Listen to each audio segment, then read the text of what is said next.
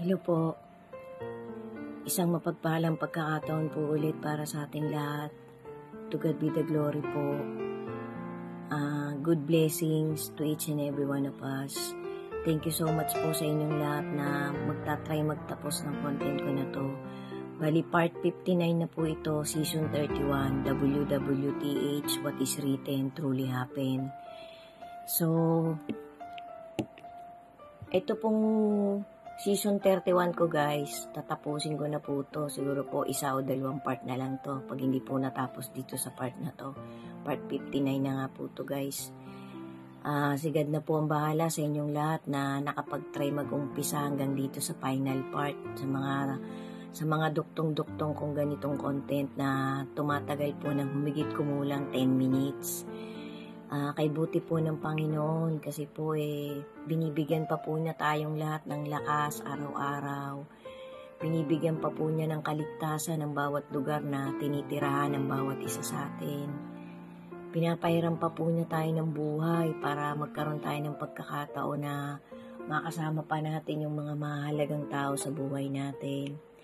Yan po kung sa iba po mga simple lang yung mga sinasabi ko na yan. Yan po isang milagro na ng buhay ng isang tao.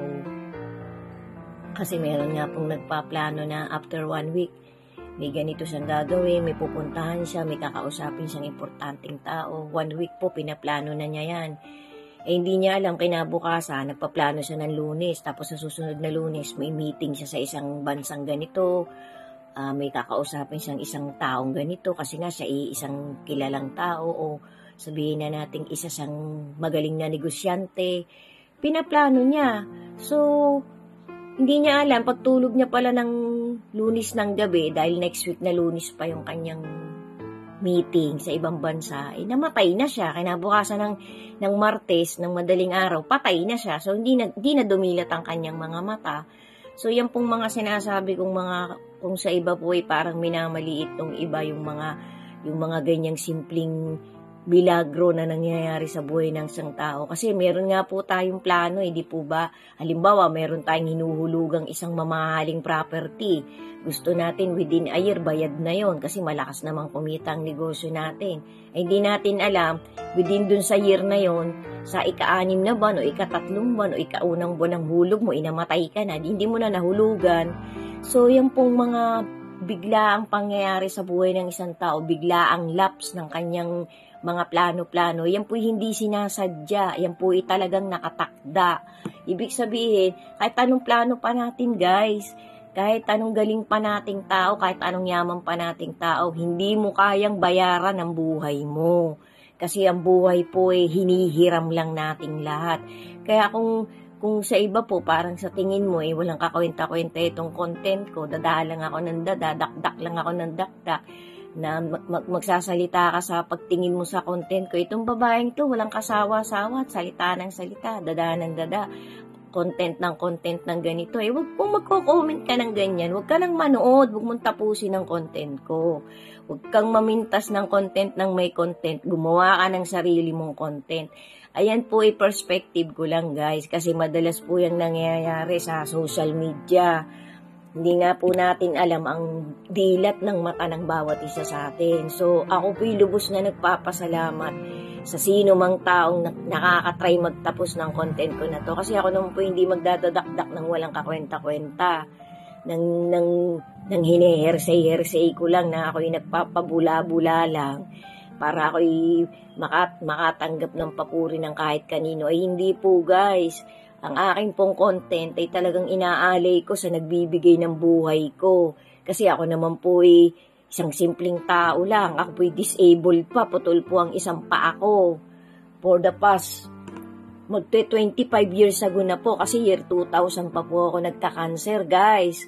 Tapos 2013 po nagka-cancer ulit ako. Ayan naman po madalas ko nang idinadagdag sa mga intro ng content ko. Kasi ako po isang taong nagpapakatotoo na, nagpapakatapat na, nagpapakabuti na. Lahat po tayo makasalanan guys. Wala pong banal na banal talaga.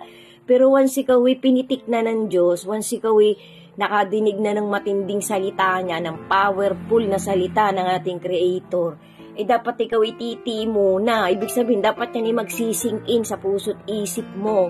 Kasi ang buhay nga po'y mahiwaga, ang buhay po'y punong-puno ng misteryo.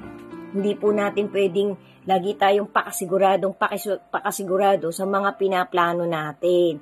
Kasi ang Panginoon po ay may ibang plano sa bawat isa sa atin. Yan po'y totoong-totoo, guys.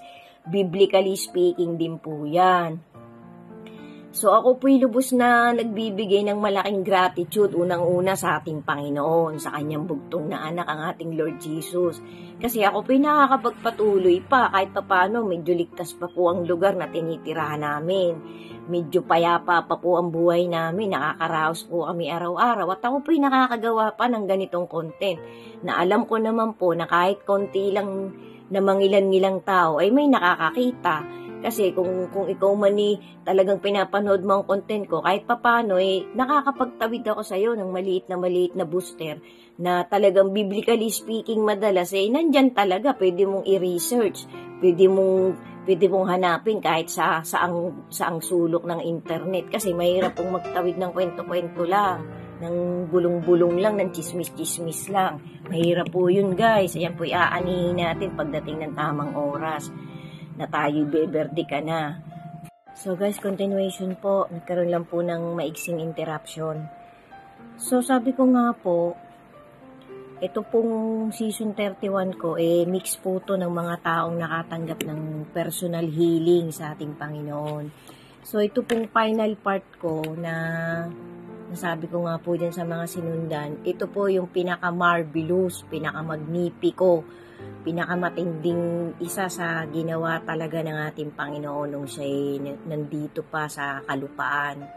So, ang mga tanong po dito sa itatawid kong ito, guys, ano ba ang unang-una, ano ba ang kailangang i-heal sa'yo ng ating Panginoon? Yan, pwede po natin yung isa puso, guys, itanong natin sa mga sarili natin kapag tayo nagmumuni-muni, kapag tayo nagme-meditate, na tayo may gustong sabihin o gusto nating makipag-usap sa ating Panginoon sa isang payapang lugar, sa isang inaakala nating makakausap natin ng Panginoon ng heart to heart. So, ano ba ang kailangang ihil sa atin ng ating Creator sa mga panahong ito, sa buhay ng isang specific na tao? Ano ba ang gusto nating gamutin niya? So, isa po yan. Tapos, kailangan ba talaga natin ang ating Panginoon? Yan, magandang tanong din po yan, guys. Tapos ito pa po isang mahalagang tanong. Nagtitiwala ka ba talaga sa kinikilala mong Diyos, sa kinikilala mong manlalalang, sa kinikilala mong magliligtas talaga sa'yo? Tapos wala ka na ba talagang kailangan? Lahat ba ng kailangan mo na-sustain mo na, nandiyan na sa harapan mo? Yan ang mga matitinding tanong, guys, na kumbaga sa hindi din natin basta-basta masasagot ng simpleng payak na sagot lang So sabi po nung isang dokumentary na to na napanood ko, there are times in our life, specific incident in our life na parang tayo manlulumo, na parang iisipin natin na hindi tayo pinapakinggan talaga ng Panginoon, na kahit anong paglulumuhod natin sa Kanya, parang binabaliwala tayo ng Panginoon. Pero mali po yun, guys. Lahat po ng hibik, lahat po ng luha, lahat po ng daing natin alam niya. Kailangan po pagtibayin natin pa rin sa gitna ng mga pagsubok ng buhay natin. Pagtibayin pa rin natin, bagkus natin ipakita sa ating dakilang Diyos na nagtitiwala tayo sa magagawa niya sa buhay natin, sa magagawa niyang pagliligtas sa mga darating na dilubyo ng buhay natin. Kasi kung tutuusin naman, guys, hindi ka naman talaga pwedeng iligtas ng kahit na sino At mismo ang bawat isa sa atin ay wala din tayong pwedeng kayang iligtas na isa sa ating mga pinapahalagahang tao o pamilya sa buhay natin. Hindi po yan sabi-sabi, guys. Totoo po yan. Kahit ang pinakamamahal mong anak, pinakamamahal mong asawa, pinakamamahal mong apo, ay hindi mo kayang iligtas. Ni mismong sarili mo, hindi mo kayang iligtas Tanging ang Panginoon lang ang magbibigay talaga ng mercy, ng awa, ng habag sa bawat isang kalulugudan niya para maligtas. Lalo na po dun sa climax ng Great Tribulation. Sundan nyo pa po guys. To God be the glory po. God bless us all po. And thank you po for watching.